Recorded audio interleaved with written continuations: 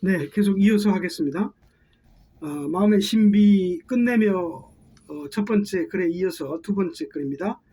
이 멋진 새로운 세상의 글들은 어느 한국인이 지구인들에게 펼쳐 보이는 멋진 유토피아의 한 모습이라고 보아주시면 고맙겠습니다. 이 글을 쓰고 있는 두혁이는 요즘 특수학교에서 통학버스 봉사활동을 하고 있습니다. 사실은 빚을 갚느라고 정작 본인은 버스비도 달랑달랑하는 빈털터리 주제에 그래도 매일 당당하게 웃는 얼굴로 보람찬 버스 도우미 역할을 수행하고 있습니다. 매일 아침에 탑승지에 들려서 장애가 있는 학생들을 태우고 대청댐 부근에 있는 학교에다가 하차시키는 통학 도우미 역할입니다. 오후에 다시 아이들을 집 근처 버스 정류장에다 내려놓으면 하루에 얼마간의 봉사료를 받습니다. 등교 하교 사이에 4-5시간을 어떻게 보낼까 이리저리 궁리를 해보다가 지난주에 내내 대청댐 주변을 한없이 느릿느릿 걷거나 학교에서 가까운 신탄진 도서관에서 책을 보았습니다.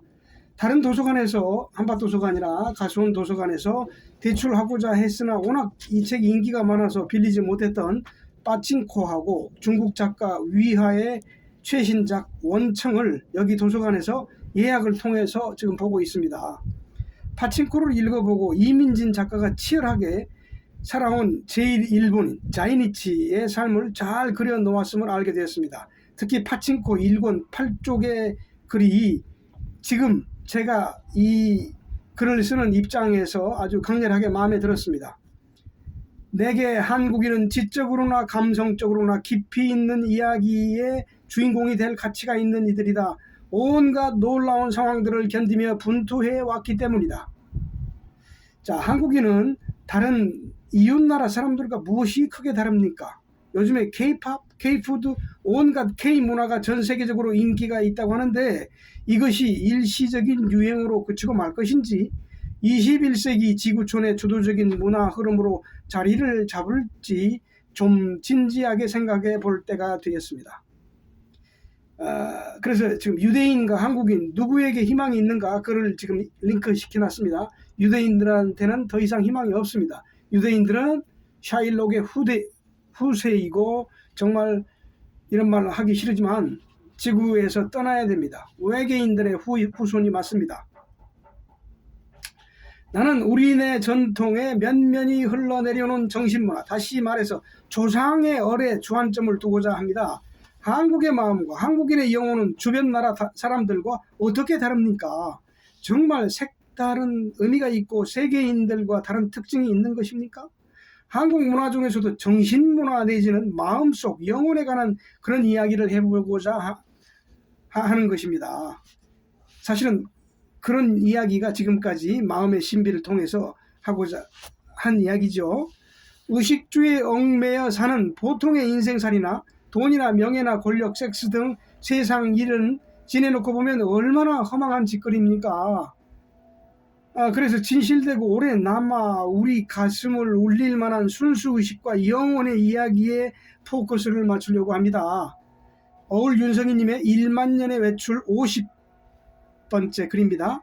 영혼으로 살면서 영혼으로 사는 줄도 모르고 하느님으로 살면서 하느님으로 사는 줄도 모르고 영혼이 전지전능한 에너지라는 것을 까마득히 모르고 순수의식으로 살면서 순수의식으로 사는 줄도 모르고 그리스도로 살면서 그리스도로 사는 줄을 모르고 재림을 기다리는 천사로 살면서 천사로 사는 줄을 모르는 천국에 살면서 천국에 사는 줄을 모르고 천국을 찾는다.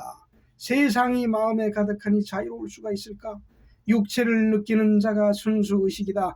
육체를 느끼는 자가 가득하게 하라. 순수의식을 만나서 순수의식으로 이사하라. 자, 여기 우리 한국인은 누구입니까? 거기에 관해서 어울 윤성희님의 초기 메모집 영혼의 대화 1회 이런 글이 있습니다. 저기 시베리아 바이칼에서부터 따뜻한 곳을 찾아 줄곧 남쪽으로 내려온 민족의 후손이 지금의 한민족이다. 한국인은 세계에서 가장 머리가 좋다고 한다. 개개인으로 볼 때 유태인도 울고 간다. 그러나 너무나도 이기적이다. 오직 자기 자신, 자기 가족, 자기 문중, 자기 지역, 중심주의로 가다 보니 결국 남북으로 동서로 영호남 등등 사분 오열되었다. 누가 하나로 통합할 것인가? 어떤 인물도 가능하지 않다. 종교를 통합할 필요가 없듯이 한국의 통일도 그러하다. 자, 이렇게 해서 내비두면은 자연히 알아서 저절로 그렇게 될 것입니다. 그렇죠? 성질이 급한 사람들, 정치가들, 시민운동가들이 나서서 많은 일들을 하겠지요.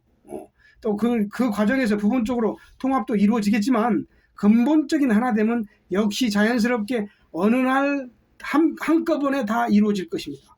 어느 날 벌써 이렇게 됐을까? 이제 그런 날이 옵니다. 종교에서는 하느님이나 부처님 또는 알라신이 해줄 것이라고 믿는데 이것이 바로 자연이 알아서 해준다는 것의 내막이지요. 진리에 관해서 보통 한국인은 돈이 되지 않는다면 접근조차 하지 않습니다. 도둑놈, 사기꾼 기질이 많습니다. 자존심과 경쟁의식이 타 민족의 추종을 불허합니다. 먹이 전쟁에 몰두하는 애벌레와 같습니다. 그것도 가장 악착같이 덤빕니다. 찬란한 나비가 되려면 모든 걸 포기해야 하는데 현재 상황에서는 그게 도저히 불가능한 것처럼 보입니다. 하지만 때가 되면 한국인은 현대 문명의 모든 양상을 다 접하고 지구촌의 다른 이웃에게 진리까지 고스란히 전해주는 민족이 됩니다. 마치 노아의 방주 같은 역할을 하게 됩니다. 지금까지 글 중에 좀 파격적인 내용이 좀 많이 있었을 겁니다. 기존의 철학과 종교에서 말하는 내용과 상당히 다르지요. 아니 어떻게 보면 기성종단의 입장에서 보면 신성모독이 될 수도 있지만 사실은 크게 개의치 않고 스승께서는 이런 이야기를 전개하셨습니다. 지금이 21세기가 아닙니까? 온갖 다양성과 관용, 톨레랑스의 정신이 무엇보다 요청되는 세상입니다. 기존 사상이나 종교의 주장과 다르다고 해서 마녀 재판을 당하거나 화형당하지 않는 그런 세상에 살고 있으니 참 우리는 얼마나 다행입니까? 지금 현생 인류는 막다른 골목에서 서로를 못 잡아먹어서 진흙탕 싸움판에 널브러져 있습니다. 사람을 하나님처럼 섬기지 않으면 어떤 돌파구도 생기지 않습니다. 모든 생명체를 하나님처럼 섬기지 않으면 어떤 해결책도 도로타불이 됩니다. 모든 사람과 생명체를 신으로 받아들일 때 비로소 지구촌의 진정한 평등과 평화의 깃발이 나부낄 것입니다. 사실 멋진 새로운 세상은 이미 와 있습니다. 구태의연한 삶의 방식을 고집하지 않고 고집과 독선의 우물 안에서 한번 팔짝 뛰어나오기만 하면 광대무변한 하느님의 나라인 천국이 이미 펼쳐져 있습니다. 어느 순간 도미노처럼 기하급수적으로 멋진 새로운 세상이 온 누리에 다 이루어질 것입니다. 그야말로 땅끝까지 온통 새롭게 될 것입니다. 우리는 이미 다 알고 있는 진리를 이제 세상에 자명하게 선포하기만 하면 됩니다. 100년 전에 동학의 선배님들이 했던 인내천, 사람이 하느님이다. 사인여천, 사람을 하느님처럼 섬긴다. 사람 외에 어떤 신이나 하느님도 없습니다. 인류의 의식이 미개했을 때나 옥황상제처럼 군림한 외계인 하느님이 판치고 있었는데 아직도 이런 가짜 하느님을 진짜로 믿고 있는 모든 종교인들이 우리 주변에 얼마나 많습니까? 지금까지 가짜가 판을 치며 진짜 행세를 해왔던 것입니다.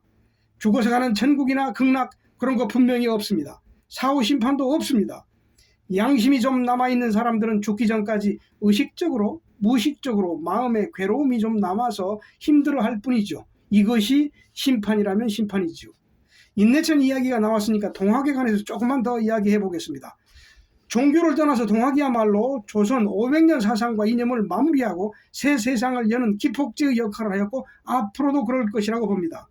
기독교와 서구의 물질 사상을 극복할 수 있는 기초를 바로 동학의 여러 저서와 그 선각자들의 행적에서 발견할 수가 있습니다. 조선왕조 마렵에 이들이 제시한 패러다임 시프트는 대단한 것입니다. 후천개벽이라고 하는 문명 전환의 틀을 마련한 것입니다. 앞으로 새로운 문명의 핵심은 물질이 아니라 정신이며 신이 아니라 사람입니다. 동학은 단순히 서학에 대비되는 개념이 아니라 유불선에다가 서학을 융합하고 뛰어넘는 대안을 제시한 것입니다. 사람이 바로 하느님인 것입니다. 예수가 하지 못한 말을 동학에서 한 것입니다. 예수는 사람의 아들인 자신이 하느님 아버지의 아들이라는 비유를 통해 결국 아들이 커서 아버지가 된다는 함의 그 뜻을 가지고 있지만 당시 유대인들에게 아버지와 아들이 하나임을 천명하지 못했습니다. 자기 자신만 아버지와 아들이 하나임인 것처럼 말을 했죠. 해올 최시영은 이렇게 말합니다. 밥이 생명을 먹여 살리니 밥처럼 위대한 공덕은 없다. 그러니 제사 지낼 때 벽을 향해서 죽은 귀신한테 제사를 지내지 말고 여기 살아 움직이는 생명 있는 자기 자신한테 위패를 설하고 음식을 펼쳐라. 이게 바로 향아설위라는 말입니다. 죽은 귀신이 아니라 살아있는 생명이 더 중요하단 말입니다. 사인여천하라. 사람을 하느님처럼 여겨라. 하느님으로 여겨라. 이것이야말로 바로 천지개벽의 메시지인 것입니다. 여기에 문명 전환의 키워드가 있습니다. 이 사실이 자명하게 되면 더 이상 기독교의 주종관계와 신과 사람의 이분법적인 분리는 이 땅에서 발붙이지 못하게 될 것입니다. 예수는 분명 아버지와 아들의 비유를 통해 아들이 크면 아버지가 된다고 말하였는데 그 무식한 유대인들은 지금까지 그 종교 지도자들은 유대인과 종교 지도자들은 아직도 메시아를 기다리고 있습니다. 뭐 하늘에서 UFO 타고 내려오는 외계인을 아직도 기다리고 있단 말입니다. 자신들이 바로 메시아인데 저 하늘에서 구름 타고 내려오는 하느님을 꿈속에서도 이런 꼴통들 아직도 기다리고 있어요. 한술 더 떠서 이젠 외계인을 믿고 초청하려고 하는 뭐 라엘주의자라든가 무수한 채널링하는 자들이 외계인 하느님을 외쳐대고 있습니다. 사람이 하느님입니다. 순수 의식이 바로 사람의 본 모습입니다. 여기에는 한치도 양보할 것이 없습니다. 사람의 생명, 사람의 순수 의식, 이것 외에 어떤 하느님도 없습니다. 전통적으로 맹자는 백성이 곧 하늘이라고 선언했습니다. 위정자들한테 천대받는 백성을 귀하게 여기라는 의미입니다. 동학의 가르침은 모든 개개인의 인간 존엄성을 만천하에 선포한 것입니다. 이것이 인내천이고 동학의 한올림 사상인 것입니다. 사람이 바로 하느님이란 선언은 동서양의 모든 학문과 사상과 종교의 귀결점이 될 것이고 새로운 문명 전환의 주춧돌이 될 것입니다. 모든 체제와 사상의 근본은 인간론입니다. 사람을 어떻게 보느냐, 사람을 무엇이라고 규정하느냐에 따라서 문명 자체의 방향도 달라지는 것입니다. 이익과 욕망과 경쟁으로 구성된 사람이 아니라 사람이 바로 하느님이다 라고 하는 가장 지고한 언명, 그러한 말의 표명이 모든 인간을 평등과 평화 그리고 행복과 자유로 이끌어 줍니다. 요즘에 JMS는 나는 신이다를 주장해서 우리 온 사회적으로 미친놈 취급을 당하고 있는데 이런 정명석 같은 유아 독전 환자는 신이 아니죠. 미친놈입니다. 대신 가장 상식적이고 건강한 보통 사람과 모든 생명체는 누구나 바로 신인 것입니다. 예수님만이 사람의 아들이 아니라 우리 모두가 사람의 아들이며 사람은 모두 하느님의 둘도 없는 귀한 생명 자체인 것입니다. 나는 신이고 너희는 종이다 라는 주종관계가 모든 사회학의 근원이 되었습니다. 절대신을 내세우는 악독한 신관으로 힘없는 식민지 백성들을 억압했으며 지금까지도 거대 자본들이 돈이라는 마몬으로 후진국 시민들을 착취하고 있습니다. 빌 게이츠나 워런 버핏 등이 현대판 독점적인 신이 아니면 누구란 말입니까? 인류의 역사와 더불어 생긴 종교의 절대적 신은 어떻게 생겨났습니까? 자, 여기에 링크가 되어 있습니다. 저 네이버 블로그에 링크를 한번 보십시오. 오늘 일요일 아침 지난 처음에 이 글을 썼을 때 일요일 아침 봄비가 차분히 내리는 유등천 버드네가를 산책하고 오다가 지난주 대청댐 산책길에서 느낀 바를 다시 떠올리게 되었습니다. 그동안 블로그에 써놓은 글들을 한번 정리해볼까 하는 시시한 마음이 생겼습니다. 그러다 보니까 이게 마음의 신비하고 아주 일맥상통이 됐습니다. 왜 시시하다고 했느냐면 저는 출판사를 통해서 자기만의 책을 만들어서 거대한 창작 활동을 하는 도골 김용옥 같은 그런 사람하고 다르기 때문에 저는 시시한 거죠. 도골 선생님은 어떻게 생각하면 위대한 거 아니겠습니까? 위대하기는 개뿔. 아마 지금까지 두혁이로서는 할 수 없는 그런 책 만드는 작업은 거의 불가능한 작업입니다. 사실 저는 그동안 저작권, 카피라이트를 주장하지 않고 저작권을 주장하지 않은 카피레프트의 믿음을 가지고 있었고 가능하면 책이 아니라 이런 가상 공간에서 아무 소유권을 내세우지 않는 활동이 바람직하다고 보고 있습니다. 인터넷상에서 저작권을 주장하지 않는 카피레프트의 새로운 문화야말로 21세기의 가장 빛나는 문화 정신 유산이 될 것임을 확신합니다. 지적 소유권 그런 거 필요 없습니다.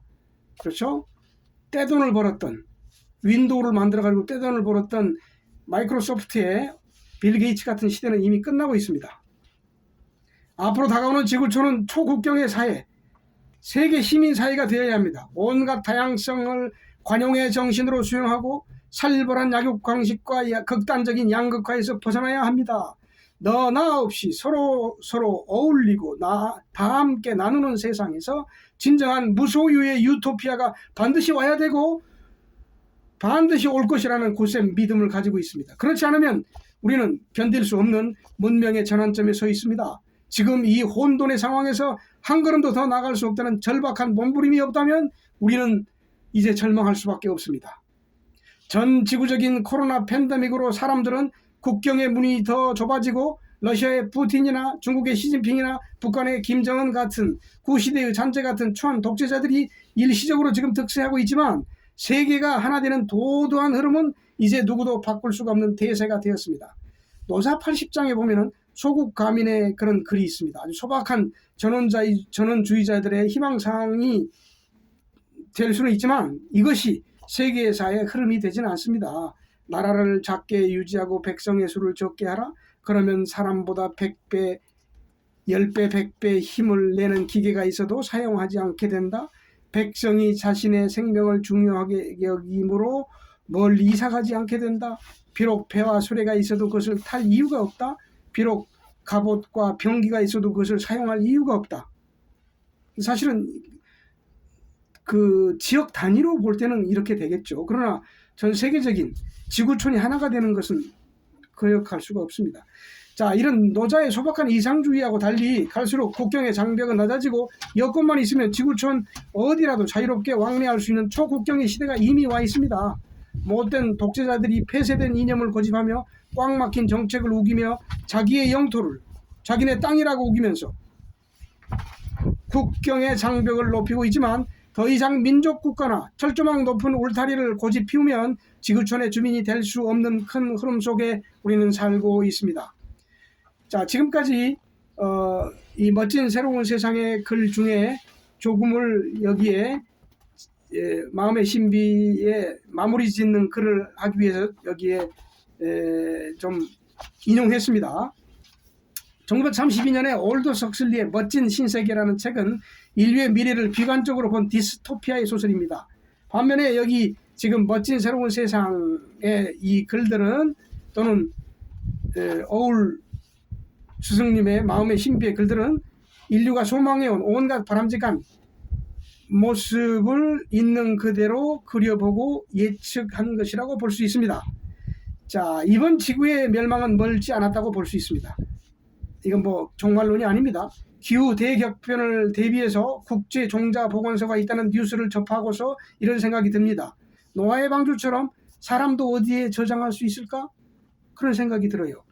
아마도 이번 인류가 멸망해도 소수의 사람은 살아남는다는 희망이 늘 있습니다. 종자도 중요하지만 사람들도 기후위기에 대비하고 첨단 기술 문명에서 벗어나 자연 그대로의 삶을 사는 일단의 슬기로운 모임이 항상 있습니다. 몽골의 유목민처럼 예전의 노아처럼 사람이란 종자도 이 우주에서 한 가지 생명체에 불과하지만 어떻게 준비하고 대처할 수 있는 지능은 사람을 대체할 수는 없으니까 사람이 역시 언제나 희망일 수밖에 없습니다. 감사합니다. 네, 고맙습니다.